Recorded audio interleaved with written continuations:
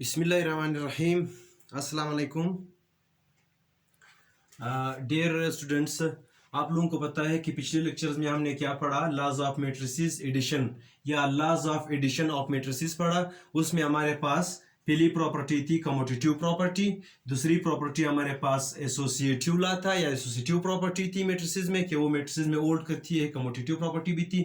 फिर कि एक स्केलर नंबर कैसे मल्टीप्लाई होता है मैट्रिक्स के साथ। इसी तरह हम लोगों ने सब्ट्रैक्शन भी पढ़ा कि मैट्रिक्स को हम लोग कैसे सब्ट्रैक्ट करते हैं। और फिर हम लोगों ने एडिटिव आइडेंटिटी भी हम लोगों ने पढ़ी कि एडिटिव आइडेंटिटी मैट्रिक्स में क्या होता है, जो आपको मैंने पढ़ाया कि नल मैट्रिक्स और zero matrix is called the identity of matrices. जो भी मैट्रिक्स होगा, जो सा भी मैट्रिक्स लोगे वो मैट्रिक्स उसका एडिटिव मैट्रिक्स होगा। तो ये फिर हम लोगों ने एडिटिव आइडेंटिटी पढ़ी थी और फिर हम लोगों ने एडिटिव इनवर्स पढ़ा था। आज हमारा जो टॉपिक है, आज का जो टॉपिक है वो है laws of multiplication of matrices. Laws of multiplication of matrices, जैसे कि मैं कहता हूं कि फॉर एग्जांपल हमारे पास एक नंबर 2 है, एक 3 है, आपस में हमने मल्टीप्लाई किया 6 आया। या हम लोग जो है मल्टीप्लाई कर रहे हैं एक बड़े नंबर के साथ, इसको और इसको आपस में मल्टीप्लाई करते हैं, तो जाहिर सी बात है एक रूल है, उस रूल के तहत हम लोग जो है मल्टीप्लिकेशन करते हैं। लेकिन चूंकि यहाँ पे मैट्रिसेस की बात हो रही है तो मैं आप लोगों को पढ़ाऊंगा कि दो मैट्रिक्स आपस में मल्टीप्लाई किस तरह करते हैं। आया दो मैट्रिक्स आपस में मल्टीप्लाई कैसे हो सकते हैं। जैसे एडिशन में हम लोग कहते थे कि सबसे पहले हम लोग एडिशन में हम लोगों ने कहा था कि two matrices are said to be conformable for addition if they have same order. जब मैट्रिसेस का ऑर्डर सेम होगा तो उनको हम लोग आपस में ऐड कर सकते हैं। इसी तरह मल्टीप्लिकेशन में क्या है, बड़ी इंपॉर्टेंट बात है। तो मल्टीप्लिकेशन ऑफ मैट्रिसेस हमारे पास क्या है, मल्टीप्लिकेशन ऑफ मैट्रिसेस है हमारे पास के two matrices A and B are conformable for multiplication A B. जैसे वहां पे हमने बात की थी two matrices A and B are said to be conformable for addition. इसी तरह यहां पे हम लोग बात करेंगे two matrices are said to be conformable for multiplication if number of column A are equal to the number of rows in B. अच्छा, एक मैट्रिक्स ये है और एक मैट्रिक्स जो है वो बी है। ये दो मैट्रिक्स आपस में कन्फॉर्मेबल फॉर मल्टीप्लिकेशन कब होंगे, कब हम लोग मल्टीप्लाई कर सकते हैं, जब मैट्रिक्स ए के नंबर ऑफ कॉलम्स इक्वल हो मैट्रिक्स बी के नंबर ऑफ रोज के। number of columns, if number of columns of matrix A are equal to number of rows of matrix B, then the matrices A and B are said to be conformable for multiplication and we will multiply। तो हम लोग एक process करेंगे। सबसे पहले आप लोगों को ज़हन में डालना है पहले मैट्रिक्स के कॉलम को और दूसरे मैट्रिक्स के रो को। अब यहां पे देखो, फॉर एग्जांपल मैं कुछ एग्जांपल्स भी आप लोगों के सामने पेश करूंगा कि आप लोगों को फिर सही तरीके से समझ में आ जाए। इसके एग्जांपल क्या है हमारे पास, एग्जांपल इसके हमारे पास ये है कि फॉर एग्जांपल एक मैट्रिक्स है ए इज इक्वल टू मैंने लिया है 3 2 1 7 1 0 और एक मैट्रिक्स मैंने बी लिया है कि 3 3 3 1 0 2 2 4 3, ये मैंने लिया है फॉर एग्जांपल। अब मैं देखता हूं क्या आया, ये दो मैट्रिक्स अगर मैं मल्टीप्लाई करूं ए इंटू बी करूं, ए बी करूं, तो ये दो मैट्रिक्स अगर मैं आपस में मल्टीप्लाई करूं तो आया ये मल्टीप्लाई हो भी सकते हैं कि नहीं हो सकते। सबसे पहले आपने क्या देखना होगा, आपने देखना होगा कि number of columns matrix A में कितने हैं, 1 2 3 मैट्रिक्स है। In matrix A there are 3 columns and in matrix B there are 3 रोज।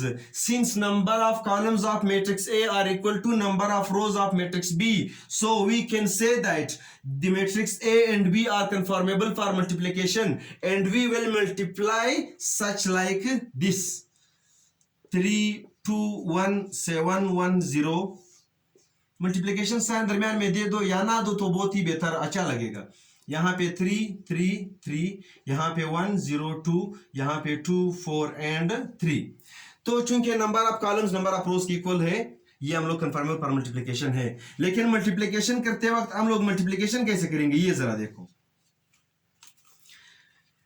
रो को मल्टीप्लाई करते हैं कॉलम के साथ, पीली रो लेके मैट्रिक्स ए का पहली रो, ये first row of matrix A, ये लेके सबसे पहले मल्टीप्लाई करोगे कॉलम ऑफ मैट्रिक्स बी, फिर यही रो उठा के मल्टीप्लाई करोगे column of matrix B, second column of matrix B, and then third, then the first row will be multiplied with the third column of matrix B, such like this.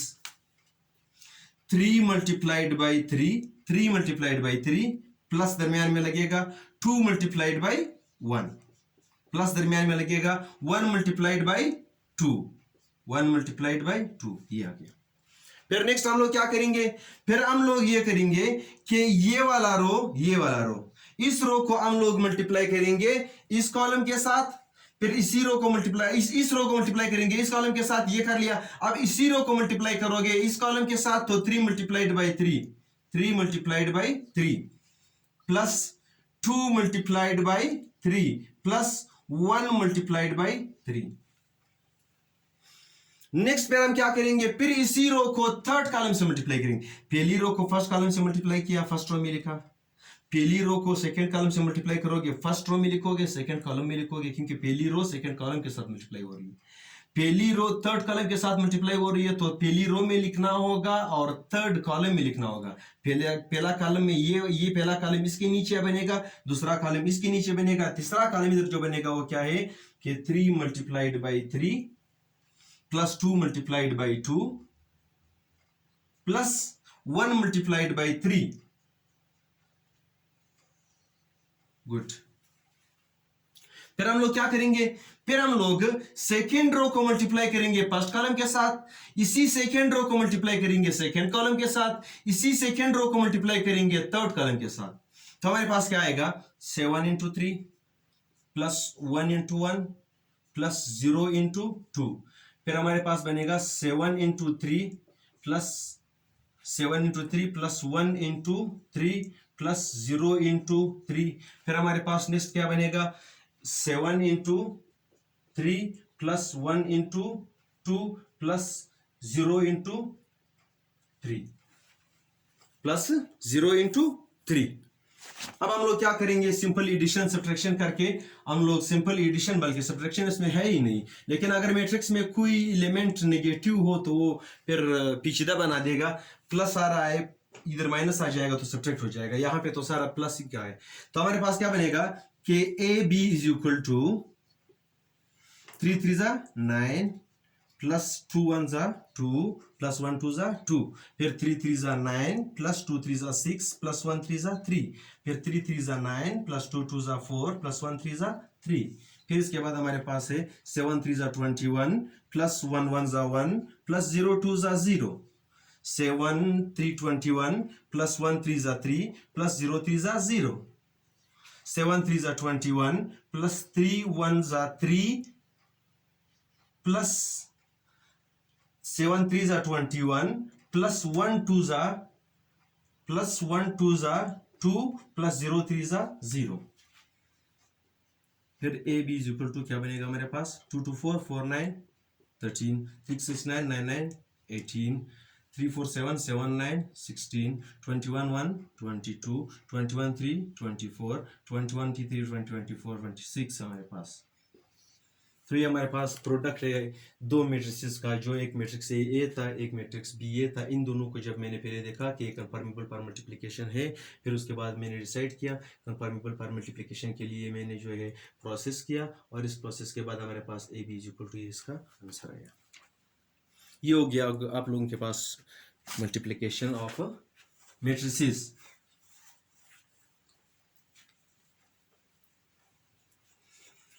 अब इसके बाद हम लोग क्या करेंगे, एक छोटा सा एग्जांपल यहाँ पे गिवन है जो कि काफी आसान सा एग्जांपल है। कहते हैं कि if a is equal to 2 5 and b is equal to 10 15,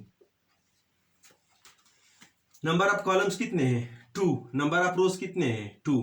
since number of columns of matrix A is equal to number of rows of matrix B, so we can say that matrix A and B are conformable for multiplication, and then we will multiply them such like this. AB is equal to 2 5 multiplied by 10 15।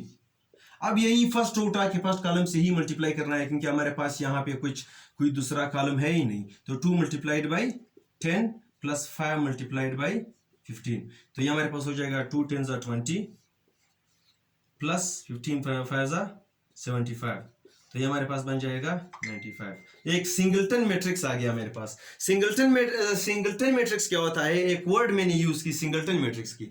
ये singleton matrix क्या है? Singleton matrix is a matrix in which only and only one element occur. वो matrix जिसमें सिर्फ एक ही element हो, उस matrix को सिंगलटन मैट्रिक्स कहा जाता है। इसी तरह इसका एग्जांपल 1.26 जो है वो 2 क्रॉस 2 का है, बहुत ही आसान है। अभी हम लोग जाते हैं जरा थोड़ी इसके लाज की तरफ। मैं एक दफा इसके सिर्फ लाज आप लोगों को इस लेक्चर में ओनली लाज आप लोगों को लिखवा करके देता हूं, समझाता हूं, और मैट्रिक्स से हम लोग फिर कैसे प्रूव करते हैं वो फिर हम लोग नेक्स्ट लेक्चर में करेंगे। हमारे पास है उसी तरह जिस तरह कमोटेटिव ला थी हमारे पास कि मैट्रिसेस में कमोटेटिव ला होल्ड करती है कि नहीं, लेकिन मेरे ख्याल से आप लोगों के 10th के बुक में वो बात बिल्कुल है ही नहीं, या है ही नहीं।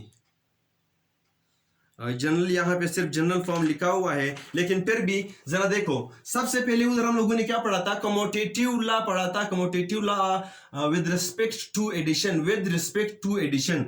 यहां पे commutative law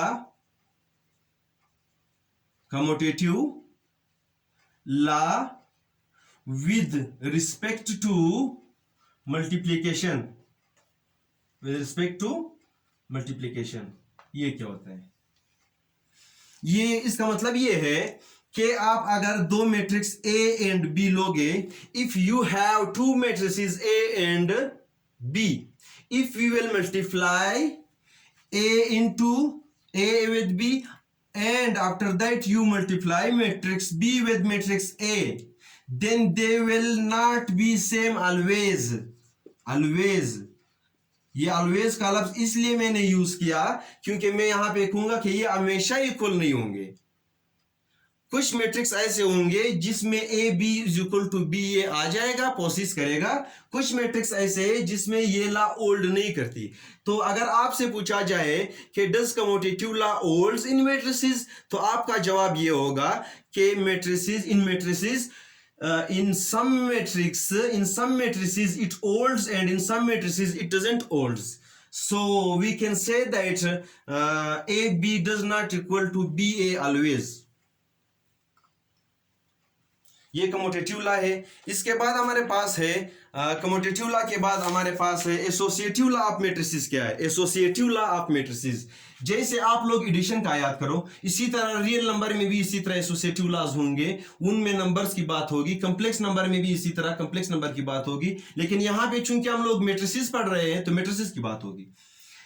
with respect to addition, associative law with respect to addition पिछले लेक्चर में था, वो ये था कि A plus B plus C, अगर आपके पास तीन मैट्रिक्स ए बी और सी तीन मैट्रिक्स है, अगर आप ए प्लस बी पहले करोगे बाद में सी करोगे, या पहले बी प्लस सी ऐड करोगे बाद में उसमें ऐड करोगे, तो आया फर्क तो नहीं पड़ता। लेकिन इसमें क्या है, इसमें यह है कि आपके पास अगर थ्री मैट्रिक्स हो ए बी सी, अगर थ्री मैट्रिक्स है तो अगर ए इंटू बी सी करोगे या ए बी इंटू सी करोगे या ए बी इंटू सी करोगे, तो इसे क्या कहा जाता है? इसे कहा जाता है associative law of matrices.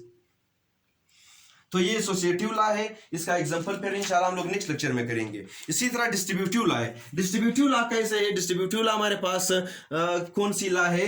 Distributive law की क्वेश्चन कौन सा है ये जरा मैं लिख करके देता हूं। डिस्ट्रीब्यूटिव लॉ जो एडिशन में हमने नहीं पढ़ा था लेकिन मल्टीप्लिकेशन में है, वो ये है कि आपके पास अगर तीन मैट्रिक्स हो A B and C, there are three matrix A B C are there. अगर आपके पास ए प्लस बी एड हो रहा है, इन दोनों को ऐड कर रहे हो, या बी प्लस सी कर रहे हो फॉर एग्जांपल, या ए प्लस सी कर रहे हो फॉर एग्जांपल, इसके साथ सी मल्टीप्लाई कर रहे हो तो इसके साथ जाहिर सी बात है ए मल्टीप्लाई करोगे, तो इसके साथ जाहिर सी बात है बी मल्टीप्लाई करोगे। क्या मल्टीप्लाई करोगे? बी। तो ये C जाके इस A प्लस B के साथ यानी A के साथ भी मल्टीप्लाई हो जाएगा, B के साथ भी मल्टीप्लाई हो जाएगा। अब चूंकि यहां पे प्रोडक्ट्स की बात हो रही है, डिस्ट्रीब्यूटिव लॉ क्यों कहा जाता है कि ये डिस्ट्रीब्यूट हो रहा है। डिस्ट्रीब्यूट हो रहा है मतलब ये है कि ये इसका जो है ए के साथ भी अक है, सी ए के साथ भी मल्टीप्लाई हो रहा है। डिस्ट्रीब्यूट करना मींस बांटना। हम सी को ए के साथ भी बांटेंगे, बी के साथ भी बांटेंगे, तो जाहिर सी बात है सी ए प्लस सी बी आएगा। तो ये वाला कैसे आना चाहिए, ए बी प्लस ए सी आना चाहिए। ये वाला कैसे आना चाहिए, बी ए प्लस बी सी आना चाहिए। ये अगर आपस में इक्वल हो तो आप कहोगे कि डिस्ट्रीब्यूटिव लॉ होल्ड करती है, डिस्ट्रीब्यूटिव लॉ होल्ड कर रही है। ये चूंकि एडिशन में नहीं है। अब डिस्ट्रीब्यूटिव लॉ समझ में आ गया। हाँ, तो यहाँ पे c into A plus B is equal to C A plus C B. इसके क्वेश्चन इंशाल्लाह फिर नेक्स्ट एक्सरसाइज में मैं इसकी एग्जांपल करवाऊंगा। आज सिर्फ आप लोग ये लास्ट जो है ये याद रखो। यहाँ पे हमारे पास है फिर उसके बाद multiplicative identity of A matrix. Multiplicative identity जैसे लॉज ऑफ एडिशन में आप लोगों ने पढ़ा था, एडिटिव आइडेंटिटी पढ़ी थी कि एडिटिव आइडेंटिटी हमारे पास क्या है कि आइडेंटिटी मैट्रिक्स में हमारे पास जो एडिटिव आइडेंटिटी है वो नल मैट्रिक्स और जीरो मैट्रिक्स। याद है आप लोगों को, मैट्रिक्स ओ यानी कि मैट्रिक्स ए जिस ऑर्डर का होगा मैट्रिक्स ओ उसी ऑर्डर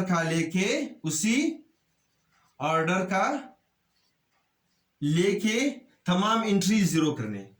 यानी अगर यहां पे 2 क्रॉस 2 मैट्रिक्स है तो यहां पे आपने 2 क्रॉस 2 मैट्रिक्स 0 0 0 0। यहां पे 3 क्रॉस 3 है तो 3 रोज 3 कॉलम्स होंगी। यहां पे भी 3 क्रॉस 3 होना चाहिए। अच्छा, अब मल्टीप्लिकेटिव आइडेंटिटी क्या है। मल्टीप्लिकेटिव आइडेंटिटी का मतलब है कि अगर आपके पास एक मैट्रिक्स है 1 3 7 -2 1 3 1 1 3, ये आपके पास एक मैट्रिक्स गिवन है। कहते हैं कि ऐसा मैट्रिक्स के मैट्रिसेस में एक ऐसा मैट्रिक्स कि उसको अगर मैं इस ए के साथ मल्टीप्लाई करूं या इस ए को मैं उस सी मैट्रिक्स के उसी मैट्रिक्स के साथ मल्टीप्लाई करूं जिसे मैं ढूंढ रहा हूं। यानी फॉर एग्जांपल उस मैट्रिक्स को मैंने नाम दिया है आई। कहते हैं कि एक ऐसा मैट्रिक्स आई वो कौन सा मैट्रिक्स होगा कि उसको अगर आप ए से मल्टीप्लाई करो या ए को आप उस आई से मल्टीप्लाई करो आपके पास वापस वही मैट्रिक्स ए आ जाए। जैसे एडिशन में A plus O is equal to O plus A is equal to A था, इसमें यहां पे मल्टीप्लाई हो रहा है, इधर एड हो रहा था ये ओ मैट्रिक्स, इधर ये आई मैट्रिक्स मल्टीप्लाई हो रहा है। अब ये आई मैट्रिक्स कौन सा मैट्रिक्स है, ये आई मैट्रिक्स आइडेंटिटी मैट्रिक्स है। आइडेंटिटी मैट्रिक्स मैंने आप लोगों को डिफिनेशन करवाया था कि व्हाट इज आइडेंटिटी मैट्रिक्स। तो इस मैट्रिक्स का आइडेंटिटी मैट्रिक्स क्या होगा या मल्टीप्लिकेटिव आइडेंटिटी इस मैट्रिक्स की क्या होनी चाहिए। मल्टीप्लिकेटिव आइडेंटिटी का मतलब है कि अगर आप ये जो गिवन है जो आपको दिया गया है इसको आप उसी ये मैट्रिक्स से, अगर मैट्रिक्स की बात हो रही है तो मैट्रिक्स की बात करेंगे, कॉम्प्लेक्स नंबर की बात हो रही है तो कॉम्प्लेक्स नंबर की बात करेंगे, रियल नंबर की बात हो रही है तो रियल नंबर की बात करेंगे। चूंकि यहां पे मैट्रिक्स की बात हो रही है तो मैट्रिक्स में मल्टीप्लिकेटिव आइडेंटिटी क्या है, मल्टीप्लिकेटिव आइडेंटिटी मैट्रिक्स है। वो आइडेंटिटी मैट्रिक्स किस ऑर्डर का होगा, जिस ऑर्डर का मैट्रिक्स है। तो इसका आइडेंटिटी मैट्रिक्स क्या बनेगा 1 0 0 0 1 0 0 0 1। This is called the identity multiplicative identity of matrix A. ये हो गया multiplicative identity. I1 I2 I1 जब ऐसा मैट्रिक्स लोगे तो इसको I1 कहा जाता है, इसको I2 कहा जाता है 1 0 0 1 यानी ऑर्डर 2 है। I3 का फिर 3 क्रॉस 3 मैट्रिक्स जब बनाओगे तो वो I3 कहलाता है। ये हमारे पास हो गए यहाँ पे मल्टीप्लिकेटिव आइडेंटिटी ऑफ मैट्रिक्स। और यहाँ पे फिर उसके बाद हमारे पास है verification of A be all transpose. अच्छा, ये भी एक समझो प्रॉपर्टी है, बहुत ही अहम प्रॉपर्टी है ये याद है आप लोगों को। ट्रांसपोज ऑफ मैट्रिक्स जो हम लोगों ने पढ़ा था कि what is transpose of matrix, कि if we have a matrix है and we change the number of rows into number of columns and number of columns into number of rows, then the obtained matrix we get, then that will be called the transpose of a matrix of original matrix. तो हमारे पास ये इसका definition था। अब यहाँ पे क्या है, मल्टीप्लिकेशन में कहते हैं कि अगर आप ए और बी दो मैट्रिक्स है उसको आपस में आप मल्टीप्लाई करोगे और उसके ऊपर ट्रांसपोज डालोगे। जैसे हमारे पास कहते थे कि अगर आपके पास 12 है और उसके ऊपर आप स्क्वायर डाल रहे हो, क्या डाल रहे हो, स्क्वायर डाल रहे हो या क्यूब डाल रहे हो, तो वो पावर में ऐसा है, ये पावर सन जो ऐसा है। तो हमारे पास ए बी ओल्ड ट्रांसपोज कहते हैं कि ये हमेशा इक्वल होता है बी ट्रांसपोज ए ट्रांसपोज के। ये भी एक प्रॉपर्टी है जो कि याद रखनी पड़ेगी। अब आप लोगों को क्या याद रखना पड़ेगा कि एडिटिव, सबसे पहले एडिशन में जाओगे, कम्यूटेटिव लॉ ऑफ एडिशन क्या है, एसोसिएटिव लॉ ऑफ एडिशन क्या है, additive identity in addition of addition of matrices क्या है, और उसके बाद एडिटिव इनवर्स क्या है। फिर उसके बाद आप लोग जो है आओगे मल्टीप्लिकेशन में कि मैट्रिसेस को हम लोग कैसे मल्टीप्लाई करते हैं, और वो प्रोसेस आप लोगों को आना चाहिए। फिर उसके बाद आप लोगों को आना चाहिए कि हमारे पास मल्टीप्लिकेशन में कौन कौन से प्रॉपर्टीज है। मल्टीप्लिकेशन में भी कम्यूटेटिव प्रॉपर्टी है जो मैंने आप लोगों को बताया कि वो कभी ओल्ड करती है और कभी ओल्ड नहीं करती। और उसके बाद हमारे पास है एसोसिएटिव लॉ। फिर मैंने आप लोगों को पढ़ाया कि एसोसिएटिव लॉ क्या था, A into B C is equal to A B into C, A into B C is equal to A into B C. कहते हैं कि या पहले बी सी मल्टीप्लाई करो फिर उसको ए के साथ मल्टीप्लाई करो, या बी सी का प्रोडक्ट, ये कहते हैं कि ए बी का प्रोडक्ट को सी से मल्टीप्लाई करो या बी सी के प्रोडक्ट को ए से मल्टीप्लाई करो, तो आपके पास रिजल्ट सेम आएगा। ये है एसोसिएटिव लॉ था। फिर डिस्ट्रीब्यूटिव लॉ करवाया, फिर इसी तरह मल्टीप्लिकेटिव आइडेंटिटी करवाया, फिर इसी तरह आप लोगों को एक ये लॉ पढ़ाया। ये लॉज आप लोगों को आने चाहिए। फिर इन लॉज के बाद इंशाल्लाह हम लोग जाएंगे एक्सरसाइज 1.4 पे, और एक्सरसाइज 1.4 पे हम लोग जाएंगे क्योंकि एग्जांपल्स ऑलरेडी बुक में सॉल्व है, तो ये एग्जांपल्स आप लोग खुद देख लो, और इंशाल्लाह मैं आप लोगों के साथ मिलूंगा नेक्स्ट लेक्चर में एक्सरसाइज 1.4 जो कि इस तमाम के तमाम थ्योरी की रिप्रेजेंट करेगा। इस तमाम के तमाम थ्योरी जो है वो उसमें अप्लाई होएगा। तो अब तक के लिए अल्लाह हाफिज़।